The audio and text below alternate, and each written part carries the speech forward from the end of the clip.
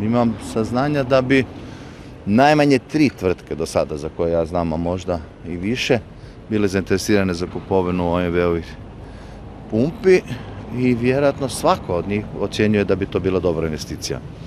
Što je dobro. Ne vidim nijedan razlog zašto to ne bi INA učinila, kao i Lukoil, kao i, da sad ne nalazim, Zrubežnjev, recimo, i neki Antunović. Evo, samo 4 koje sam se ovako sjetio, za koje znam da su pokazali interes. Ne? Za to postoje precizni parametri i njih se moramo držati. Ne? A da, ali po tim nekim parametrima INA ako kupi OMV-ove imat će preveliki udio na tržištu, pa će morat se... Tada neće smjeti kupiti. Ne?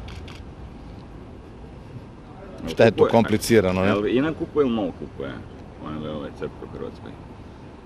Nema pojma tko od njih kupuje, ali sasvim je sigurno da ako se kupuju crpke u Hrvatskoj, da tada se moraju poštivati parametri o zaštiti tržišnog natjecanja. Istina je da se tržište u posljednjih nekoliko godina razvilo, da se povećao broj crpki i time se smanjilo učešće INA-e. Da li je to dovedeno do razine da INA je ispod granica i sa tih 60 pumpi ili ne, o tome će odlučivati nadležna institucija, sigurno ne ja.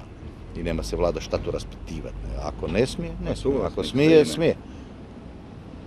Šta onda? Pa ne vodimo mi menadžment INA, o čem razgovaramo, ne?